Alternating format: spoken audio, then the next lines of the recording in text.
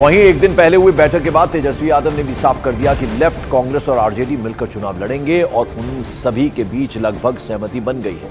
इतना ही नहीं, तेजस्वी यादव का यहां तक कहना है कि सभी को सम्मानजनक सीटें मिली हैं। यह कहना है तेजस्वी यादव का। तो तेजस्वी यादव ने साफ ये ऐलान कर दिया कि लेफ्ट, आरजेडी और कांग्रेस सीट शेयरिंग का फॉर्मूला तय हो गया है। जैसे कि आपको मालूम है, 2 दिन पहले लालू प्रसाद यादव अपने पूरे परिवार के साथ दिल्ली आए थे कांग्रेस के शीर्ष नेतृत्व से मुलाकात भी करने के लिए। तो हम लोगों में अंडरस्टैंडिंग लगभग जो है बन चुकी है ना। और एक आध दिन में जो है सारी चीजें हम आपको बता मॉरली वी आर अग्रीड। हम लोग अग्रीड हो गए हैं कि लेफ्ट पार्टियां, कांग्रेस पार्टी, आरजेडी पार्टी मिलकर के आगामी चुनाव साथ लड़ेगी। और सीटों की जहां तक बात है, सबको सम्मानजनक सीटें जो है मिल रही हैं और जल्द ही इसका ऐलान जो है हम लोग पटना चल करके। तो आपने सुना तेजस्वी यादव ने क्या कहा। तेजस्वी यादव ने लेफ्ट, आरजेडी और कांग्रेस के बीच सीट शेयरिंग में करीब करीब सहमति बनने का दावा किया। वहीं सूत्रों के हवाले से खबर है कि आरजेडी 9 सीट कांग्रेस को देने के लिए राजी भी हो गई है। तेजस्वी यादव ने बताया कि कैंडिडेट्स की घोषणा प्रेस कॉन्फ्रेंस के जरिए की जाएगी और वो प्रेस कॉन्फ्रेंस दिल्ली में नहीं बल्कि बिहार की राजधानी पटना में होगी। बता दें, आरजेडी के कई नेता फिलहाल दिल्ली में ही मौजूद हैं, लेकिन ये ऐलान कर दिया है तेजस्वी यादव ने कि अब जो प्रेस कॉन्फ्रेंस होगी वो पटना में होगी। फॉर्मूला तय हो गया है, मॉरली सब राजी हो गए हैं और इसकी घोषणा बहुत जल्दी हो जाएगी। 9 सीटें कांग्रेस को देने को राजी हो गई है आरजेडी।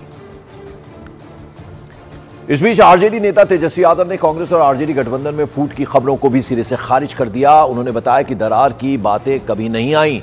तेजस्वी यादव और कांग्रेस नेता अखिलेश प्रसाद ने एक दिन पहले हुई बैठक के बारे में इंफॉर्मेशन भी दी कि जल्द ही जल्द उम्मीदवारों के नामों की घोषणा भी कर दी जाएगी। कभी भी हम लोगों में किसी भी चीज को लेकर के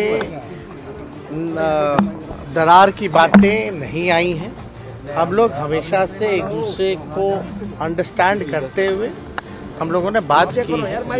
अब सब लोगों का मेन एजेंडा है कि बीजेपी को हम लोग रोकेंगे और उत्तर भारत में बिहार आता है। हम इतना जरूर कह सकते हैं कि बिहार जो है चौंकाने वाला रिजल्ट देगा। पटना में ऐलान होगा, पटना में ऐलान 2 दिन के बाद हो जाएगा। कल एक और मीटिंग है, इसमें फिर डिलिब्रेट करके सीट वाइज ये करके फिर हम लोग पटना में ऐलान। और हमारे वरिष्ठ सहयोगी अरुण सिंह हमारे साथ जुड़ रहे हैं। अरुण, जब बड़े नेता अखिलेश प्रसाद को हमने सुना और तेजस्वी यादव को सुना, जब ये बयान दे देते हैं तो कम से कम क्लैरिटी आती है, सब कुछ ठीक है, घोषणा हम प्रेस कॉन्फ्रेंस करेंगे, दिल्ली में नहीं पटना में जाकर करेंगे, ये कह दिया तेजस्वी यादव। देखिए पंकज, तेजस्वी यादव ने इतना तो कह दिया कि गठबंधन हो गया है, सीटों की संख्या निर्धारित हो गई, लेकिन एक पेच जो फंसा है उस पर आज फिर बैठक होनी है।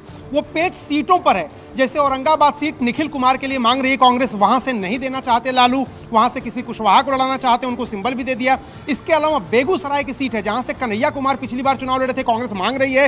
लालू कह रहे हैं कि वो लेफ्ट से लड़े थे, इसलिए सीट परंपरागत रूप से लेफ्ट की है और लेफ्ट को इस बार जाना चाहिए, यानी कन्हैया कुमार को भी वो टिकट नहीं देना चाहते। पूर्णिया का मामला सबसे ज्यादा फंसा है। पूरी पार्टी मर्ज कर गई कांग्रेस के साथ जी। तो पूर्णिया में चाहते हैं, लालू यादव कह रहे हैं कि नहीं, पूर्णिया में बीमा भारती जिनको उन्होंने शामिल कराया है उनको वो देंगे टिकट। वहाँ जेडीयू से एमएलए रही हैं, वो पार्टी में शामिल हुई आरजेडी में, तो पूर्णिया पर मामला फंसा हुआ है। इसके अलावा मीरा कुमार सासाराम सुरक्षित सीट है, वहां से लड़ती रही हैं। अब उनके चूंकि बेटे ओबीसी में हैं, वो सासाराम से नहीं लड़ सकते, उनके पिता ओबीसी थे, इसलिए सासाराम से नहीं लड़ सकते। उनके लिए वो काराकट सीट मांग रही हैं, वो देने के लिए लालू तैयार नहीं है। तो कई जगहों पर अभी पेच फंसा हुआ है। ऐसा नहीं है कि एकदम स्मूथ उसकी घोषणा अगर होनी होती तो आज ही हो जाती, लेकिन कौन सी सीट कौन व्यक्ति लड़ेगा, किस पार्टी को जाएगी, इस पर भी लेके पेच फंसा हुआ है। कई उम्मीदवार हैं जो लालू की पसंद के नहीं है। तेजस्वी और कन्हैया कुमार दोनों की राइवलरी जो है बिहार की राजनीति में जगजाहिर है। कोई नहीं जानता कि तेजस्वी यादव एक समय जो बहुत करीब कहा जाता था कि कन्हैया कुमार उनके हैं, बाद में क्यों दूरी हो गई। तो बहुत सारे ऐसे समीकरण हैं जो सियासी रूप से वहां फिट नहीं बैठ रहे हैं, जिसको लेकर एक और बैठक होनी है और उसके बाद ही तस्वीर साफ होगी। लेकिन हाँ, अमूमन बड़े नेताओं के बीच सहमति बन गई है कि 9 सीटों पर कांग्रेस लड़ेगी। वो सीटें कौन सी होंगी उसका फैसला आज हो जाएगा। बिल्कुल, वो सीटें कौन सी होंगी इसका फैसला आज हो जाएगा, लेकिन सब कुछ ठीक नहीं है। अभी कौन कहां से लड़ेगा उसको लेकर पेच अभी फंसा हुआ है। जो बात अरुण सिंह हमारे सहयोगी कह रहे हैं, हालांकि कांग्रेस नेता तारिक अनवर ने भी तेजस्वी यादव की बात का सपोर्ट किया है और कहा है कि गठबंधन साथ रहेगा। साथ ही उन्होंने ये भी कहा कि हमारी ये कोशिश है कि उन्हीं कैंडिडेट्स को चुनावी मैदान में उतारा जाए जिनकी जीत निश्चित है, जिनकी जीत की उम्मीद है। मुझे पूरा विश्वास है गठबंधन जो हमारा बना है, इंडिया गठबंधन, बिहार में इसी तरह से कायम रहेगा और जो भी थोड़ा बहुत विवाद है उसको हम लोग बातचीत के ज़रिए दूर कर लेंगे।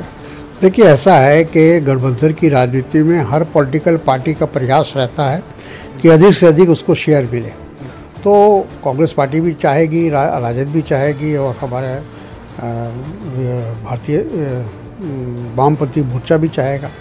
तो लेकिन हम लोग का एक मत इस मामले में है कि जीतने की जिसमें संभावना ज़्यादा हो, जिस उम्मीदवार के जीतने की संभावना हो, जिस पार्टी के जीतने की संभावना हो, वहाँ उसको उम्मीदवार बनाया जाए। मॉर्निंग प्राइम में आइए अब आपको बताते हैं कि 2019 के लोकसभा चुनाव में महागठबंधन में कांग्रेस को कितनी सीटें मिली थी और किन किन सीटों पर कांग्रेस ने अपने कैंडिडेट्स उतारे थे। 2019 लोकसभा चुनाव में महागठबंधन में कांग्रेस ने 9 सीटों पर चुनाव लड़ा।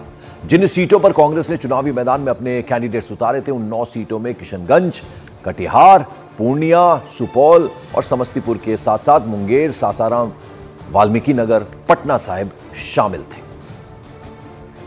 और अरुण हमारे साथ हैं। अरुण, कौन कौन सी वैसी 9 सीटें हैं जहां कांग्रेस एक बार फिर से अपने उम्मीदवार उतार सकती है और उतारने की बात हो रही है, जरा उसके बारे में बताएं। 2019 का जिक्र अभी हमने किया।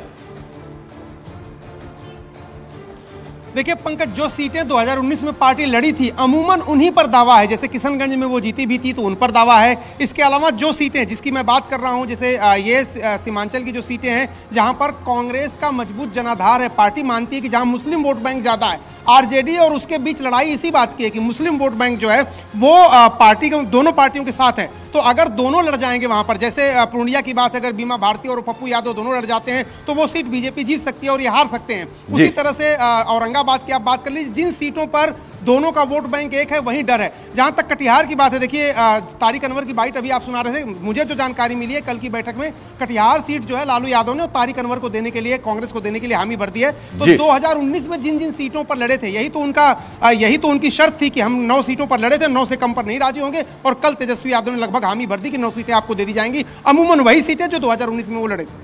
बिल्कुल, और साथ ही ये भी जानना चाहेंगे, चूंकि ये महागठबंधन जो बिहार का है, क्या जो प्रेस कॉन्फ्रेंस होगी उसमें तीनों दलों के नेता मौजूद होंगे, ऐसी उम्मीद की जा सकती है? अकेले तेजस्वी यादव सिर्फ ये बताएंगे कि हमारे जो कैंडिडेट्स हैं वो कहां से चुनाव लड़े?